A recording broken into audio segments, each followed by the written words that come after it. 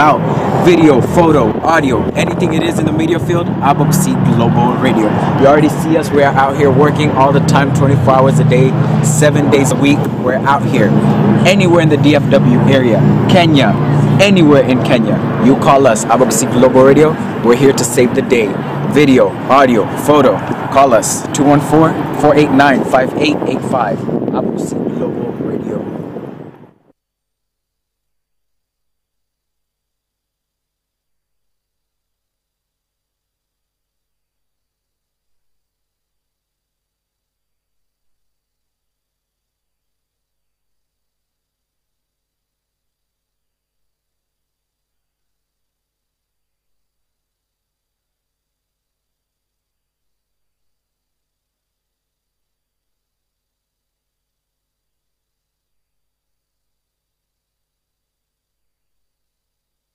Dunia iko vile vile, milima mabonde na mito iko pale pale. Dunia iko vile vile, milima mabonde na mito iko pale pale. Wapenzi watazamaji na wasikilizaji wa Abagusi Global Radio, kwa majina naitwa Milly K. Kelly, na waomba mnisaidie kwa kusubscribe to my channel Milly K. Kelly. Mbarikiwe kwa sana. Ntogo isaransa kuligereria gukunererwa ase ogoseria ubutaka. Wono kirali tukorie iki imeya Abagusi Global Radio. Nigo tugosanga amono mwana wabagetutu Videlis Omingo Mochoge. Guchakira chinsa inyecha mambia. Wekira chinsa isano na isatu chia mubaso. Asomorobiri oseria obutaka. Aiga no abasaye bakwegwa emirimo. Ogwakanwa wechisira. Amona engana emwamu. Astubate round yentangane ya kabiri ya gaturabo round ya kane atwanya kwa togosanga twakana madeni twana na chiga sucha sabasaye naboigo twakana libaro bato elanchengia. Imeya Abagusi Global Radio.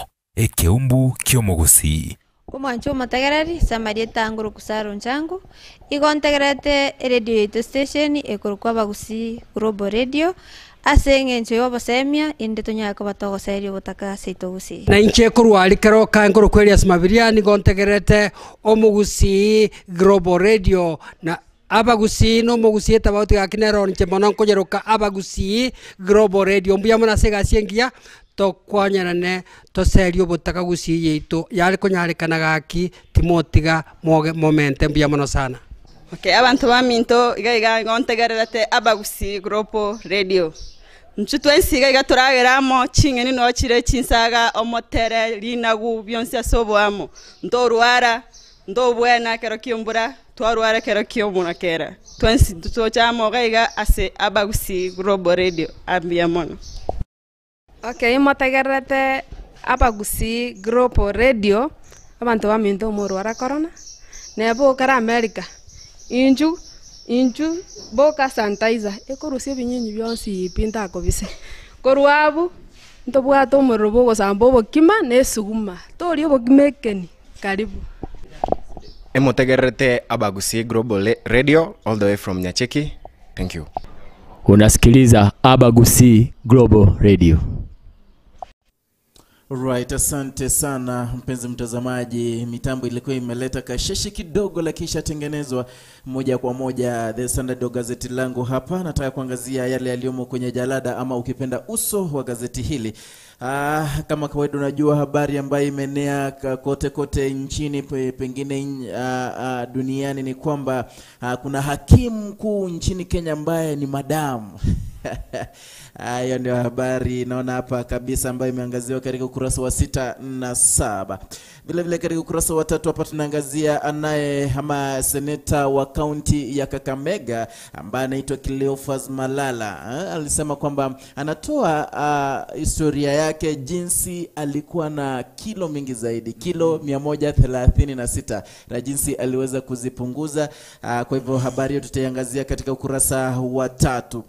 Vile vile jinsi wizi wa mitihani unaendelea. Uliona kwamba kulikuwa na walimu walioshikwa kutokana na wizi wa mitihani. Sasa hivi unaangazia na kusema kwamba je, huu mfumo mpya wa 26333 je utasaidia kweli kuzuia wizi wa mitihani? Hayo yote tutaangazia katika ukurasa wa 12. Vile vile leo kutakuwa na pale bungeni, kutakuwa na showdown, manake wabunge wataenda kuangazia BBI. Hayo yote tutapata kwenye ukurasa wa 14. Ni hayo tu kwenye ukurasa wa kwanza. Gazeti hili la Taifa Leo naona huku ni kama anacheka tu. Wanasema kwamba Raila wafunga midomo wabunge wa ODM kuhusu kura ya maamuzi katika ripoti ya BBI. Najua leo wanazungumzia ripoti hiyo ya BBI. Leo imekuwa na changamoto, imekuwa na shida. Wanasema kwamba leo wataizungumzia. Katika ukurasa huo ni katika ukurasa wa 3, katika ukurasa wa 2 wanasema kwamba koti yatakaza ama yamkataza Orengo kutetea aliyekuwa mkuu wa bandari. Anajulikana kama Manduku.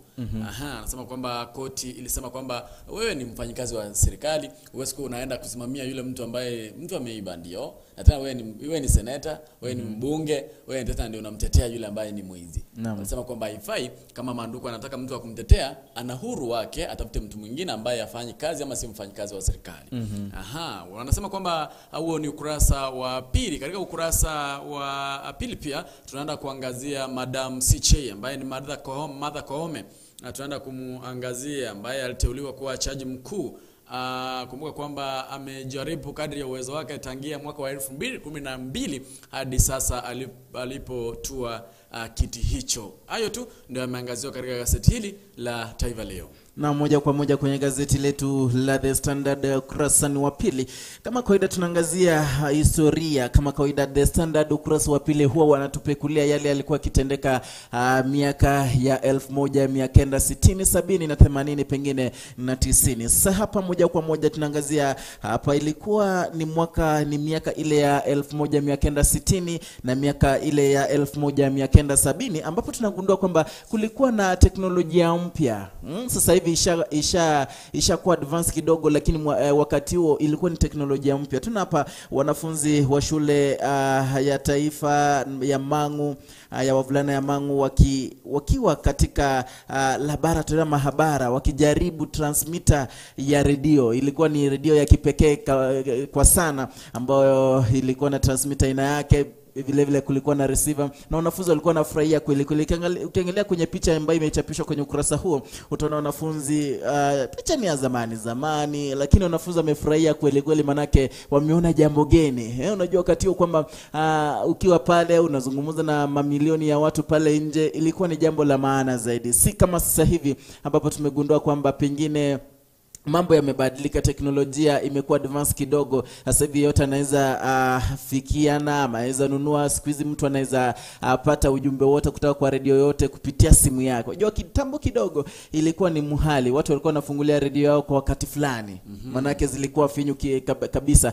Vile vile familia ambazo zilikuwa zinamudu kupata redio za aina hii zilikuwa ni familia chache. Lakini sasa hivi tunaona kwamba teknolojia inazidi kuongezeka. Kwa hivyo tunaangazia hapa miaka ya 1960, miaka 1970 na 80 ambapo redio ilikuwa ni kifaa kizuri zaidi. Lakini unajua siku hizi vitu zimebadilika. Redio siku hizi unaweza isikiliza duniani kote bila hata kulipia. Unajua kitambo lazima kuna ile ada unalipia kila mwaka ya hiyo redio. Siku hizi kuna online radios, unaona. Kwa hivyo mambo yanazidi kuongezeka. Hayo ni katika ukurasa wa 2. Moja kwa moja kwenye ukurasa wa 3 tunaangazia mbunge ama seneta wa kaunti ya Kakamega. Kwa sana tunaangalia mada hii, wanasema kwamba jinsi wabunge wanaendelea kupigana na vitambi vyao. Najua wanasema kwamba kitambi ni pesa. Vile vile kuna wale ambao kuna vitambi lakini hamna pesa.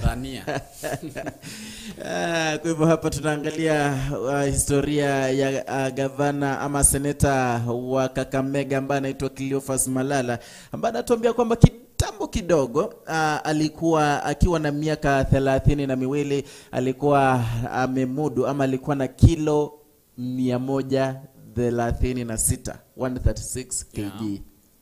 Ni uzito mwingi mingi zaidi. Na hapa anasema kwamba na huo wakati kutoka kwa kiuno kwenda juu, kiuno, kitambi, kifua, kichwa, hivyo tu kulikuwa na kilo 93. 93 kg. So sijui mnaleta hiyo picha hiyo. Kwa hivyo alikuwa na uzito mwingi zaidi ambao ulimpelekea kupelekwa pale Marekani, ambapo alipopelekwa pale Marekani ilibidi kwamba amepatiwa liquid food kwa miezi 3 ambao haizi kula chakula cha tunaita solid food, ambayo iliweza kumwezesha kupunguza kilo 20. Sasa hivi anasema yuko kwenye kilo 86 90 ambazo sasa hivi pengine anaweza kuzimudu, manake alikuwa ameanza kukua na shida ya mgongo, manake mgongo waunge mudu zile kilo nyingi zaidi. Kwa hivyo sasa hivi anasema pengine anaweza enda pale dukani akanunua nguo zake nzuri za fashion, wajua hiyo wakati alikuwa anavaa sweater tu akifua akiweka kwa meza nadhani tu ni blanketi nini. Hayo ni katika ukurasa huo wa pili au wa tatu. Na katika ukurasa huu wa pili katika Sera Taifa Leo wanasema kwamba Koome kuweka historia ya mwanamke wa kwanza kuwa jaji mkuu. Kumbuke kwamba tangia tupate uhuru nchini Kenya kuna majaji ambao wamekuwa wakiliongoza katika sehemu ya mahakama. Wa kwanza alikuwa John Ainley ambaye alikuwa mwaka wa 1962, 1968 kulikuwa na Dennis Farrell, 1968 pia kulikuwa na Kitili Mwendwa, 1971 kulikuwa na James Weeks, 1982 kulikuwa na Alfred Simpson, 1984 kulikuwa na Junilal Madam, 1986 kulikuwa na Cecil Miller, 1989 kulikuwa na Alan Hankshaw, 1992 kulikuwa na Kwas Apollo, 1994 kulikuwa na Majid Koka, 1997 kulikuwa na Sakius Jason, 1999 kulikuwa na Bernard Junga, 2003 kulikuwa na Evans Gisheru, 2011 kulikuwa na Willy Mtunga, na 2016 kulikuwa na David Maraga. Sasa wanasema kwamba historia ya Kenya imeandikishwa baada ya jaji Martha Koome kuteuliwa moja kwa moja kuwa jaji wa mahakama kuu. Koome akiwa ndiye mwanamke wa kwanza kuteuliwa kuwa jaji mkuu. Ikumbuke kwamba hii ni mara ya kwanza tena kupata jaji mkuu mwanamke na pia naibu wa jaji mkuu akiwa mwanamke. Sijui mwenyewe kwa mahakimu wote au umewasema hao wote nani aliacha legacy tuseme, kuna sport wewe mwenyewe kama Bidelu ukikumbuka unasema huyu alikuwa. Kuna yule ambaye aliapisha Kenyatta, Raila, Uhuru, Mwai Kibaki usiku. Alikuwa anaitwaje yule? Nani yule? Jui kama alikuwa Gisheru ama Willy Mtunga. na kuna David Maraga, yeye ndiye ameacha ile legacy ambayo ni legacy mzuri. Yeah. Kuna yule ambaye alikuwa laumiwa, mwenye alikuwa amemwapisha Rais Mwai Kibaki usiku na akahepa tu. Akatorokea sijui ni nchi gani ile wa rap. So wanasema kwamba hii mara ya kwanza Martha Koome kuteuliwa ama mwanamke kwa jaji mkuu. Lakini wajua hajakuwa jaji bado. Lakini kuna uwezekano. Hajakuwa, wajua kuna ile kupelekwa pale kwa vetting ifanywe mwanzo. Najua rais ana uhuru wowote. Yeye ni kusema tu najua rais alikuwa amdhibithishe tu amtume bunge ndio wao wenyewe waamue. Sasa naam, swali langu ni je, wasipoamua watarudi tena kuanza kujadili. Kumbuke kwamba kuna jopo la watu 25 ambao wameenda kortini kupinga uteuzi huu. Lakini nina uhakika kwamba Koome tu ndiye atakuwa jaji. Una uhakika? Lakini usiwe na uhakika manake uweze kujua ni ile tu yeye ndiye ameteuliwa, japo watapitia pale kukaguliwa zaidi, atafanywa vetting pale bungeni. Hiyo ikumbuke kwamba naibu jaji mkuu ni mwanamke. Pia Koome akipita tu atakuwa tena ni mwanamke. Sasa hivyo mahakama kuu kama itakuwa tu. Kuna miliona nauliza kwamba ikiwa wote ndo hao wameingia sasa, alafu tugundue kwamba wote wamepatiwa maternity leave wote kwa pamoja, itakuwaje? Nikidhani huyu Martha Koome maternity leave yake kitambo sana. Huo ni ukurasa wa pili. Wanasema kwamba shughuli za ardhi kufanyika kidijitali.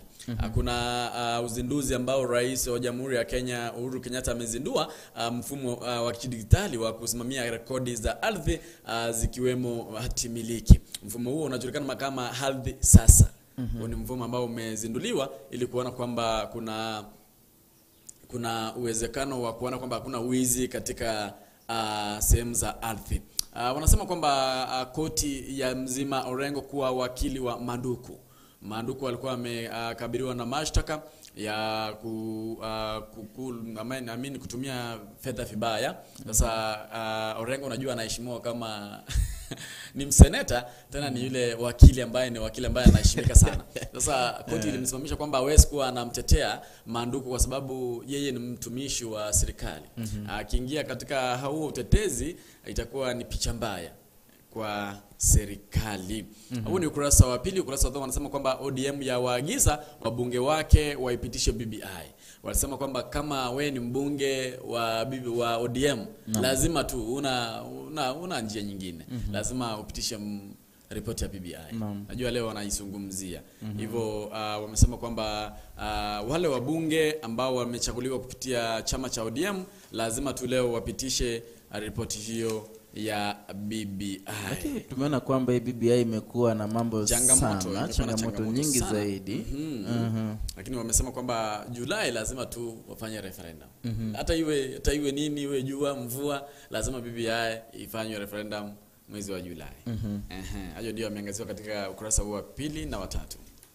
Na ukurasa wa 4 hapa tunaangazia kwamba mnajua matokeo ya mtihani wa KCPE yaliweza kutolewa hapo wiki chache zimepita. Sasa hivi tunaelekea kwamba wanafunzi watakuwa wanachaguliwa ama kuteuliwa katika shule mbalimbali za upili. Hapa naona kwamba jinsi wizara inaenda kuchagua wanafunzi wa kidato cha kwanza katika shule mbalimbali. Kuna national schools ama shule ya kitaifa ambapo wanachukua wale wanafunzi waliofanya vyema zaidi kwenye county mbalimbali.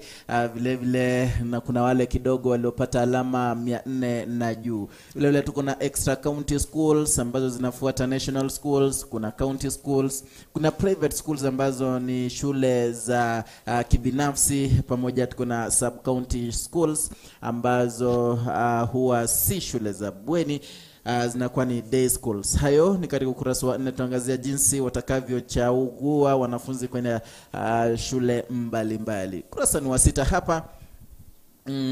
Wa 5 hamna la kutufaidi. So ukurasa wa 6 hapa tuangalia Koome, ambaye anasema kwamba ni Lady Justice Martha Koome, ambaye uteuzi wake ama ushindi wake umezua mjadala mbalimbali humu nchini. Kwa hivyo tunaona kwamba pengine anangojea tu afanywe vetting pale bungeni. Mwenzangu ashaongelea hayo, kwa hivyo standard zaidi. Pengine utapata nakala yako ama gazeti lako la The Standard ukurasa wa 6 upate habari kwa kina. Katika ukurasa wa 4 gazeti hili la Taifa Leo tunazungumzia kuhusu Ramadhani. Wanasema kwamba iwapo tutaambulia patupu, iwapo tutaendelea na uvivu wakati huu wa Ramadhani. Najua wanasema kwamba siku zake ni siku bora kabisa na mikesha yake ni mikesha bora kabisa katika na zake ni za bora kabisa. Wanasema kwamba wakati wa Muhammad, wakati wa Allah ni wakati ambao ni wakati mwema. Huyo ni Mtume Muhammad alipokuwa anasema hayo. Huo ni ukurasa wa 4. Kuna ratiba yale ambayo inafaa kufuatwa Nairobi, Mombasa, Kisumu, Nakuru, Eldoret, Garissa, Kitale, Mandera, Isiolo, Nyeri, Malindi, Lodwar na Lamu. Kuna ratiba huku ambayo inafaa kufuatwa leo katika mfungo huu wa Ramadhani. Wanasema kwamba katika ukurasa huu wanasema kwamba naibu rais alenga kuwarai mabwenyenye wa mzee Moi wa muunge mkono kama 2022. Sijui, najua wengine wanaendelea kuambia naibu rais kwamba ajiandae, ajitoe katika chama cha Jubilee, aanze kuunda chama chake cha UDA. Najua alikataa ile talaka ambayo Jubilee ilikuwa inampa. Sasa Wakenya wengine wanamuigiza, wale ambao wanampa mkono wa muunga mkono, anasema kwamba achitoe tu, aanze kuunda chama chake cha UDA ili aweze kuwania urais kama 2022. Na ukumbuke Atuli wanasema kwamba kama 2022 William Ruto hata haikuwa kwenye ballot. Na ujue Atuli siku hizi amenyamaza sana. Atuli amenyamaza sana. Inaona kwamba mambo kidogo. Anasema kwamba kama 22 kuna William Ruto hatakuwa kwenye ballot. Lakini sasa hivi ukimwangazia hatujampata, hatujamsikia sana labda amenoewa kitu. Sasa najua huwezi jua. Hii ni siasa. Najua kuna gavana wa Wajir anajulikana kama Mohamed Abdi. Ameng'olewa mamlakani mamlakani kwa sababu ameng'olewa mamlakani, ametimuliwa, na wanasema kwamba amekabiliwa na mashtaka ya bunge kwa kutumia vibaya afisi yake. Hivyo ameng'olewa afisini hapo jana, wakati madiwani 37 walipiga kura ya kutokuwa na imani naye. Out of madiwani 49, 37 walipiga kura ya kumng'oa mamlakani, 10 wakamtetea na 2 hakufika bungeni. Hivyo amekuwa sijui ni gavana wangapi kutolewa mamlakani. Kwa hivyo yeye pia amemfuata yule wa Nairobi huyu Mike Sonko. Unajua siku hizi Mike Sonko amekuwa blogger kivyake. Ni raia. Siku hizi ukiona mambo anaweka katika mitandaoni kwa akaunti zake, unaona yenyewe kweli amejipunguza, amepungua ile wadhifa wake kabisa. Kwa kwamba hata yule Ferdinand Waitu bado naye alisaulika. Alienda wapi? Waitu. Alisaulika kabisa. Ni ukurasa wa 4. Katika ukurasa wa 4 wanasema kwamba wafanyabiashara walalamikia ada mpya ya county hapo katika county ya Kakamega, huku county ya Homa Bay wakisema kwamba bunge la county ladaiwa shilingi 1380 kwa kukodisha brado.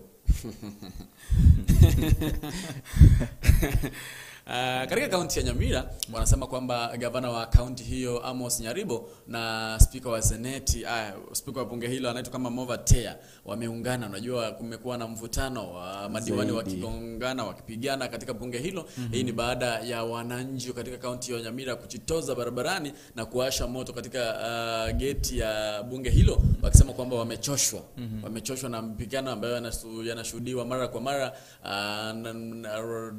Gavana wa kaunti hiyo Amos Nyaribo wakizozana na speaker wa bunge hilo ambaye ni Mova Tea. Mimi najua kwamba ukiwa speaker hufai kuingilia siasa, ama naelewa vibaya. Kiwa pale bado wewe mwanasiasa ile tu. Si kwa mbunge akiteuliwa, najua wapungani maspika wanateuliwa. Mimi najua kwamba ukiteuliwa huwa unateuliwa uwe neutral. Haupo upande wowote. Naam, hustahili kuchukua pande, lakini wajua kidogo siasa ni siasa tu. Na Wakenya si ni Wakenya tu. Kuna huyu mbunge wa Mafoko anaitwa kama Patrick Makau. Huyu amekuwa pia mwalimu wangu wa shule chuo kikuu. Anasema kwamba kuna commissioner wa county anaitwa kama Charles Wambugu. Huyu ni commissioner wa county ya Thriva, wa sehemu ya Thriva. Anasema kwamba afisa huyo wa commissioner huyo ameanza kuteua ama kuwanyang'anya wananchi ardhi zao mle Thriva. Anasema kwamba kama atawezi chukuliwa hatua, yeye mwenyewe ataenda kotini na kuweka kesi mle kotini. Huo ni ujumbe ambao umenakiliwa katika ukurasa huu wa 5. Katika ukurasa wa 5 pia wanasema kwamba kaunti ya Tana River imetafuta soko chipya nje ya nchi ambalo litakuwa linashughulikia na mambo ya maembe. Na ukumbuke kwamba kuna madaktari 48 ambao walisafiri kwenda nchini Cuba kupata masomo zaidi juu ya afya. Walirejea nchini na watakuwa wametumwa katika kaunti tofauti 47 ili kuona kama wanadumisha usafi na afya katika kaunti hizo. Hayo ndio yamenakiliwa katika gazeti hili la Taifa Leo ukurasa wa 4 na ukurasa wa 5. Ukurasa wa 8 hapa wa gazeti langu hapa The Standard. Tunaenda kuangalia jinsi teknolojia inazidi kuzambaa nchini Kenya. Wajua kitambo waweza enda nunua kipande cha ardhi, kumbe kuna mwingine pia alishanunua kipande hicho. Pia vile mwingine aje anunue zaidi ya wewe kununua. Kuna wanunuzi 3 kipande kimoja.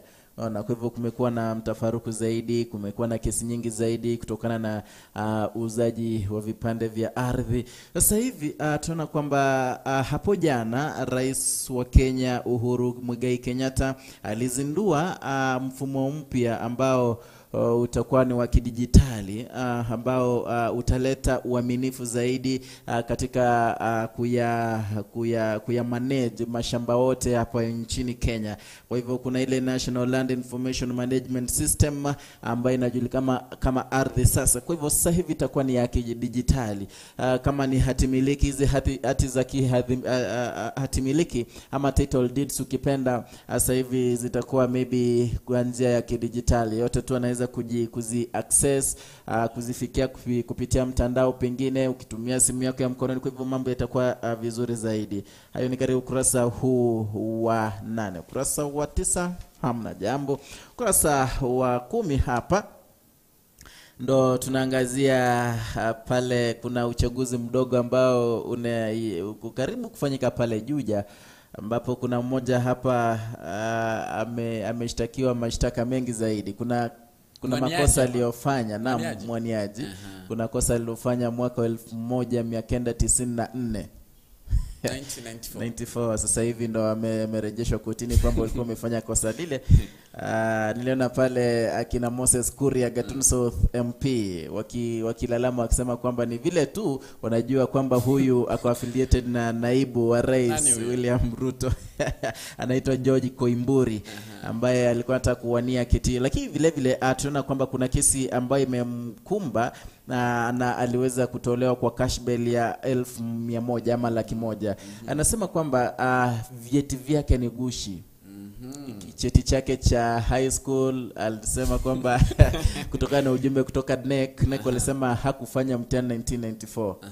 Alifanya mtihani ama hakufanya mtihani. Hajanakiliwa kwenye stakabadhi zozote pale kwamba alikuwa shafanya mtihani wa KCSE. Mbona huwa mtu akijitoza katika kinyang'anyiro kama hicho, mtu akipata kazi fulani ya serikali ndio wanakumbuka hizo vitu? Unajua lazima jamaa baada amekuwa akifanya kazi kwa serikali lakini hakuwa kwa hadhi ya juu. Hayo sasa alikuwa cleared 2017 unajua. Lakini sasa hivi IBC kidogo wamesema hawezi kuwa cleared juu anasema kwamba vyeti vyake si halali. Lakini sijui kwamba hiyo IBC ya 2017 na hii ni tofauti. Lakini tunaona hapa kwamba JKUAT pia anasema alikuwa amepata cheti kutoka huko. JKUAT wakasema huyu hatujaimuona. Unawezaje ingia campus kama bado high school au una cheti? Unajua sijui niseme aje, manake unaona hakuna cheti. Alifanya mwaka alihitimu au tuseme alifanya form 4 mwaka wa 1994. Akapata certificate cheti chake. Vile vile cheti hicho akakitumia kwenda JKUAT kutokana na maelezo yake. Hicho gushi. Hatujajua ni gushi bado, lakini kutokana na ujumbe ambao umetoana na NEC wanasema kwamba hawajanakili jina kama lake kwamba alifanya mtihani mwaka huo wa 1994. Vile vile JKUAT ndio walisema hatujai kuwa na mwanafunzi wa aina hiyo. Vile vile hatujai zawadi yoyote cheti hicho. Kwa hivyo ni haya yanamkumba pale anayeitwa nani huyu? Anayeitwa Koimburi George. Chama chake ni chama kipi hicho? Acha niangalie chama chake, lakini ile najua kwamba ni mtu ako affiliated na UDA. UDA. Ndio maana walikuwa wanasema kwamba na unajua wanasema chama chake ni UDA, manake ananapa Wira ni Wira. Wira ni Wira, hiyo ni UDA. Anaitwa Nungu George Koimburi. Lakini kweli siasa zina yake. Kumbuka kwamba kuna kinyang'anyiro tena kikali zaidi Bonchari. Bonchari kuna Mama Triza ambaye alikuwa bwana ni bibi ya marehemu John Oroyoka, chama cha UDA. Kuna chama cha ODM. Kuna Sebedeo Pole ambaye ni chama cha Jubilee.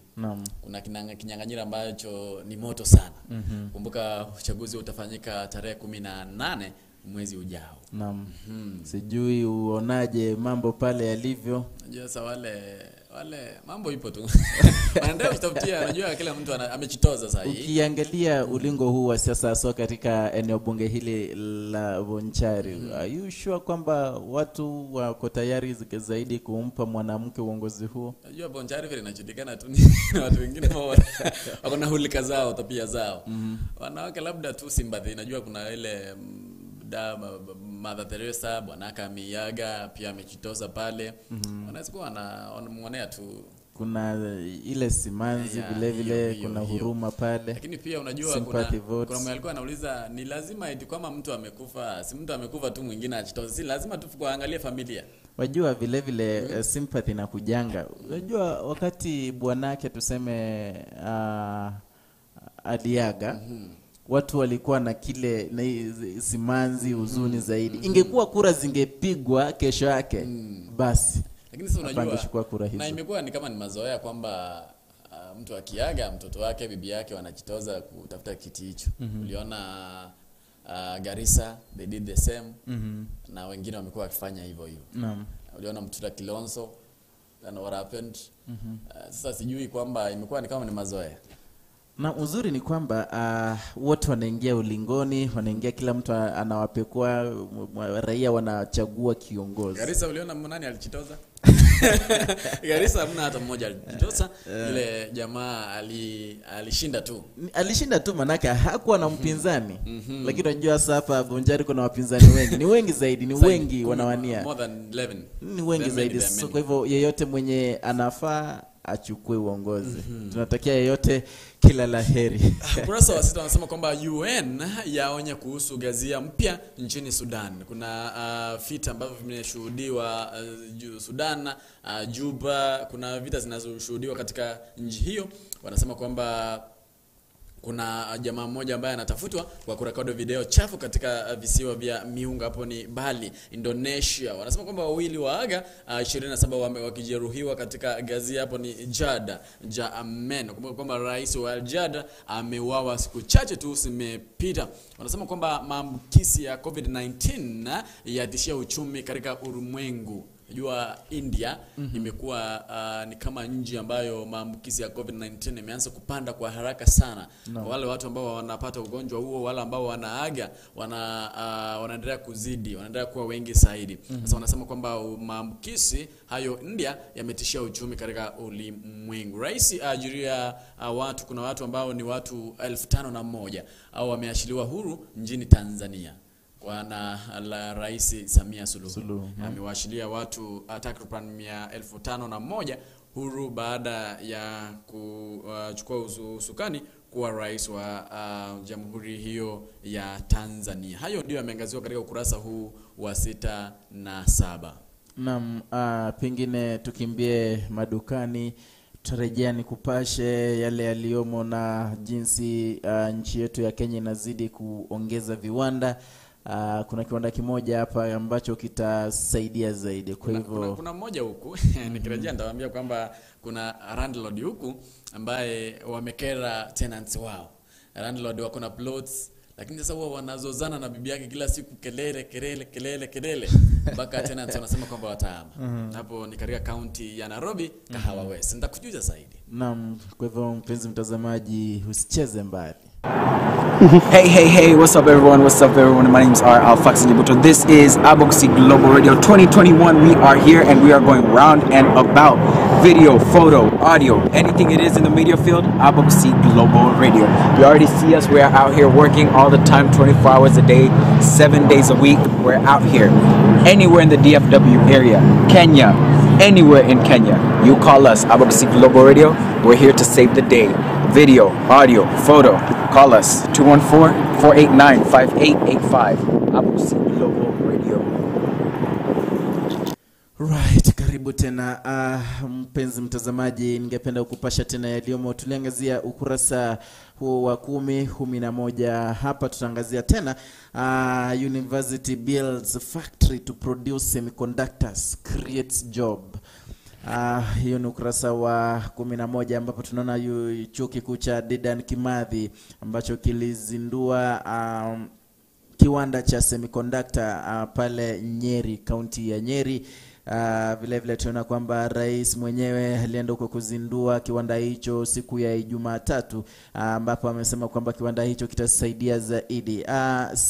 Ama mkurugenzi mkuu Anthony Githinji ndiye alianzisha hayo na anaendelea kuhakikisha kwamba kiwanda hicho kiko sawa. Na wanasema kwamba uzinduzi wa kiwanda hiki kitasaidia pakubwa katika kutoa ushuru nchini, vile kujenga nafasi anuai za kazi kwa vijana na wale ambao hawana kazi. Ukurasa huo ni wa 11. Chini angalie ukurasa wa 12 ambapo hapa watu wanaangalia wanaendelea kuuliza maswali tu, manake wizi wa mitihani unazidi kusambaa zaidi. Wizi wa mitihani unazidi kuenea zaidi haswa nchini Kenya. Kila mwaka lazima tukue na kesi mbalimbali za watu ama za walimu, vile na wenye wanajitoza kwenye wizi wa mitihani huu pamoja na wanafunzi. Kama mwaka huu tuligundua kwamba kuna wanafunzi wa vyuo vikuu ambao walishikwa, kuna wanabiashara walishikwa kwamba walikuwa na saidia katika usambazaji wa mitihani hii. Kwa hivyo inaulizwa kwamba kuna mfumo mpya ambao ni 26333 ambao unaendelea kuwekwa hivi ili iweze kutia nanga. Kwa hivyo wanauliza kwamba kweli haya yatasaidia, manake huu mfumo tuseme kama ni CBC ambao ulikuwa ni competence based curriculum, kiwango kikubwa ni kama ni walimu ndo watakuwa wana manage. Kwa hivyo hatujui kwamba walimu pengine si watapitisha tu 60 maki kila mtu pengine. Sasa ndo wanauliza kwamba itakuwaje, kutakuwa ni uaminifu upi? Hapo ni katika ukurasa huo wa 12. Katika ukurasa huu wa 8 wanasema kwamba magavana waliofuja fedha za COVID-19 waandamwe. Kuna wale magavana ambao wameshtakiwa kwamba wamefuja zile fedha ambazo zilikuwa zimepeanwa ili kukabiliana na ugonjwa wa COVID-19. Mmoja wao akiwa ni gavana wa kaunti ya Kisumu ambaye alikuwa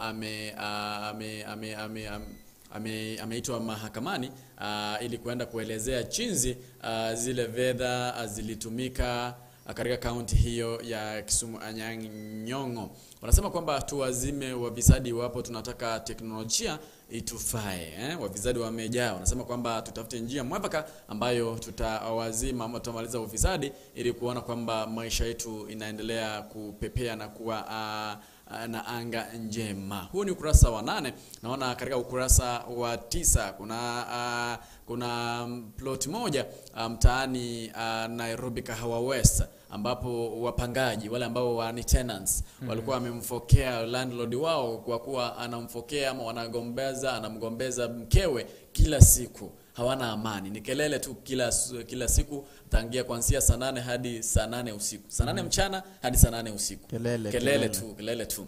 Sasa wale wapangaji ama wale ambao wanaishi katika plot hiyo walimfokea wakimwambia kwamba aonyeshe, awe mfano mwema kwa wale ambao ni wapangaji katika plot hiyo. Huo ni mtaa wa Kahawa West Nairobi.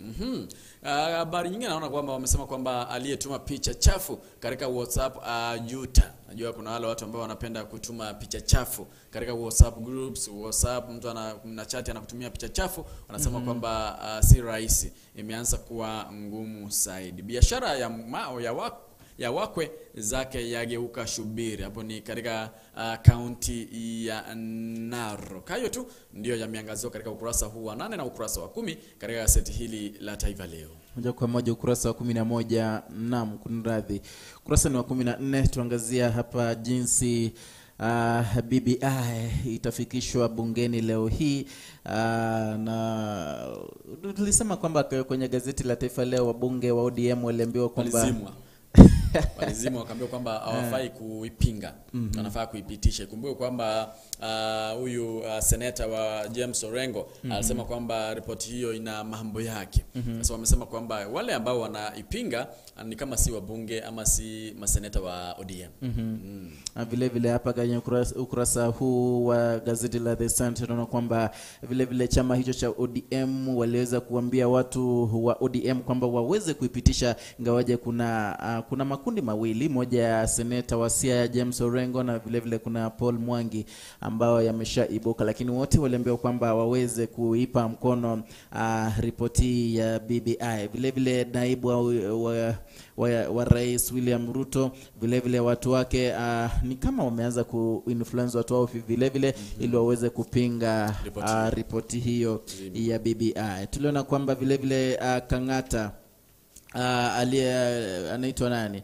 Kang'ata alisema, Irungu Kang'ata vile vile hapa anasema kwamba inakuwaje kwamba kaunti ya Kwale imepatiwa mabunge 4, maeneo bunge 4, vile vile Nyeri haina hata moja. Kwa hivyo amekuwa akisema kwamba, ama hapo jana alisema kwamba hizo pesa zinazoenda kufanywa kura ya uchaguzi ama referendum, hizo bilioni zote ziweze kutumika ili kusaidia kuleta dawa nchini, watu wenye wameugua ugonjwa wa corona ama Wakenya waweze kupewa chanjo ya corona kuwazuia kutokana na ugonjwa huu wa corona. Hayo ni katika ukurasa huo wa 4. Ukurasa wa 16 hapa Naona hapa kwamba Rais Muigai Kenyatta katika gazeti la April 14 alisema kwamba nafasi zile za IEBC ziko wazi. Kwa hivyo sasa hivi watu wanasema kwamba IEBC iweze kupangwa zaidi, ioshwe, ifagiliwe,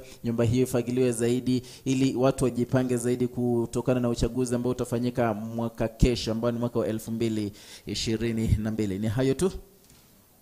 Wanasema kwamba Ruto ajiondoe Jubilee alafu afumishe chama chake cha UDA. Nilisema hayo kwamba warai ama wale ambao wanamuunga mkono naibu rais William Samoei Ruto wanamuhimiza kwamba aondoe katika chama cha Jubilee, kwa sababu Jubilee Secretary General Raphael Tuju aliwakilisha ule ujumbe akisema kwamba wanataka taraka kati ya chama cha Jubilee na chama cha UDA. Wanasema kwamba hawa ambao wanamuunga mkono William Ruto wanamuhimiza kwamba ingekuwa vema ajitoe katika chama hicho cha Jubilee ili aendelee kufumisha chama chake ja UDA.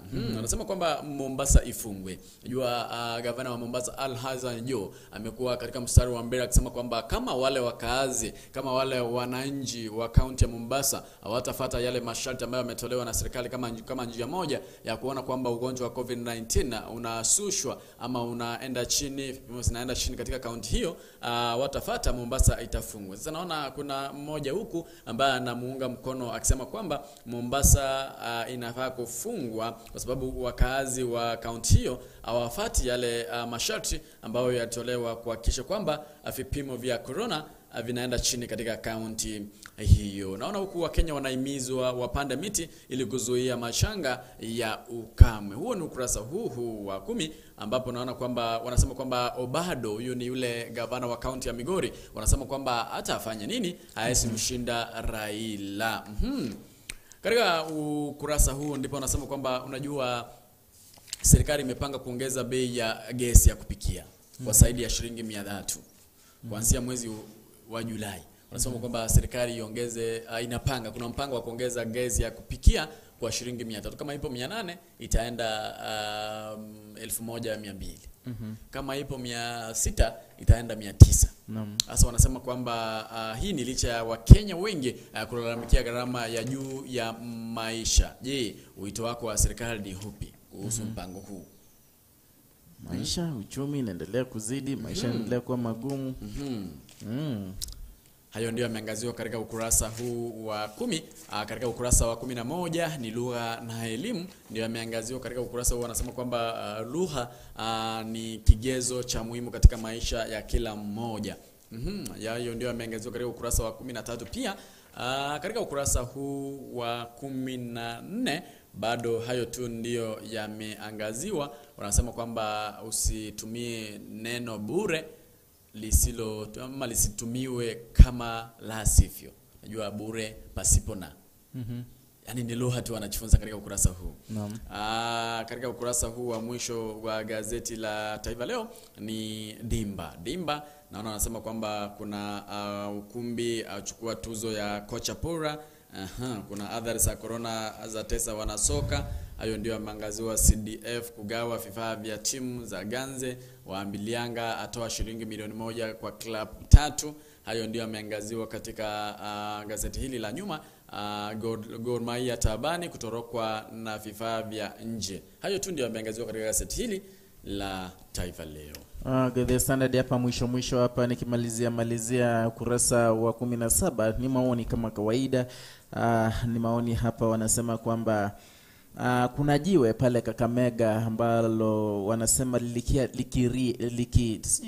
don't stop crying, lilikuwa likilia. Kwa hivyo sijafika pale mimi mwenyewe binafsi, lakini wale wanafika pale wanasema kwamba hapo awali lilikuwa likitoa maji, ilikuwa nikilia, lakini sasa hivi halili tena. Kwa hivyo kuna wale kuna maoni anwai wanasema kwamba ikiwa limekosa kulia sasa hivi, pengine wanaweza peana place ama nafasi kwa serikali ili iweze kujenga pengine hapo mahala pengine watu waje wafurahishwe nazo. Unajua Wakenya wananifurahisha. Human beings are interesting creatures.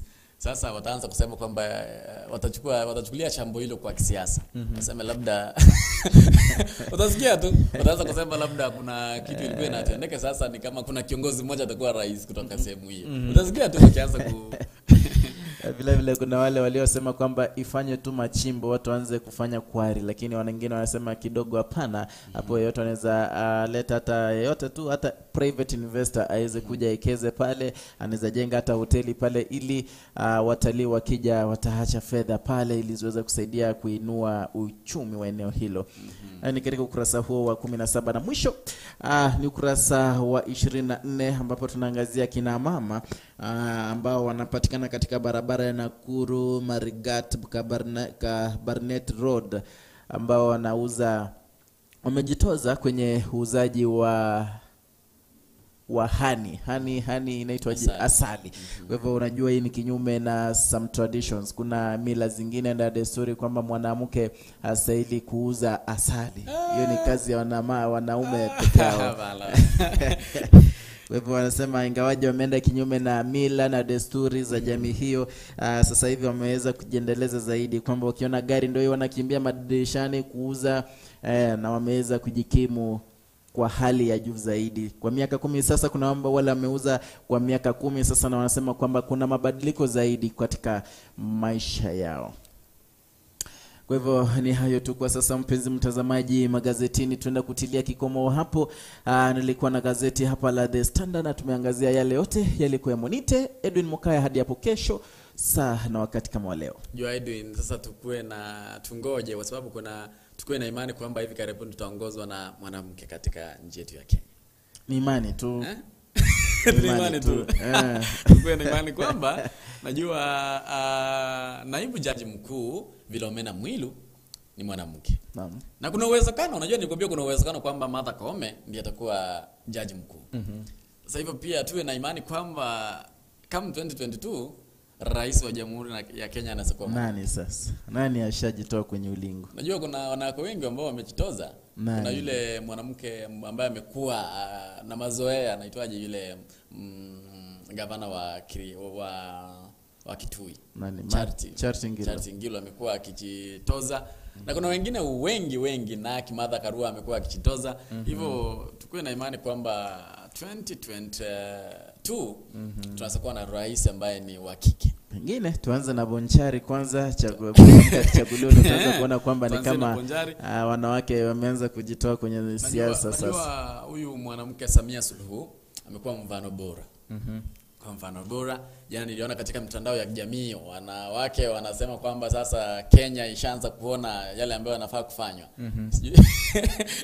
Pengine lakini hapo kwa 2022 kidogo kwa mtazamo wangu tutadanganyana sana. Kumbuka katika mtihani wa KCBE wanawake ndio walikuwa kipaumbele. Hivyo ni kama sasa wanaume, unajua ni vile pia watu wamekuwa wakisema girl child. Wamesahau boy child pia kwa upande wake pengine anateseka na changamoto za kwake. 2022 tujiandae kumpigia mwanamke kura. Sasa tuwe kigezo tufuate ile mfano wa Tanzania. Kama kawaida nasema tu, wajua kiongozi bora utoka wapi?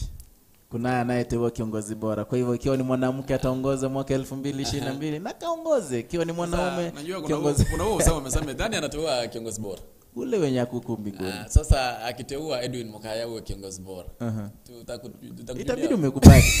Hamna jinsi. Hapana. Tusidanganyane. Lazima ujitoze, ufanye kampeni zako vizuri. Huwezi lala kwa nyumba eti unataka Mungu akuteue jameni. Wajua ikiwa Mungu anataka kukuteua vile vile atakupatia hakikisho wewe mwenyewe. Atakuambia wewe jitokeze, unaona, kwa njia moja au nyingine. Kwa hivyo wale wamejitokeza pengine wameteuliwa. Naam, kuna hawajateuliwa. Bado ulingo wako ulingoni. Pale 2022 ndo tutateua na Mungu atakuwa unajua atatutumia kuteua. Biblia inasema kwamba kile ambacho tumekubaliana sisi pia na yeye amekubali. Sasa sisi ndio kwanza tukubali, ndio yeye aidhinishe. Tukielekea mkondo wa jua. Wanasema kwamba sisi tuidhinishe, ndio yeye, yani sisi kwanza tukubali kile ambacho kimekubaliwa na sisi hapa duniani, naye pia ataikubali. Sasa hivyo sisi ndio sawa. Hiyo ni Biblia ama tuseme ni kitabu kipi? Hii inajulikana tu. Inajulikana lakini iko katika Biblia ama Qur'an? Biblia. Nasema kwamba yale ambayo yamekubaliwa duniani naye pia ameidhinisha. Okay, ni wazo lako tu tuseme. Si wazo, ni una uhakika ule. Pensi mtazamaji, hayo ndio yalikuwa katika gazeti hili la Taifa Leo. Hadi wakati mwingine, kumbuka kwamba tunakutana katika mpango mzima wa Zeri ya Obotaka. Kumbuka leo ni Wednesday, Women Crush Wednesday. Tutaenda kuongea mengi na kujadili mengi katika mpango. La kwangu ni Fidel Omashoge. Dunia iko vile vile, milima, mabonde na mito iko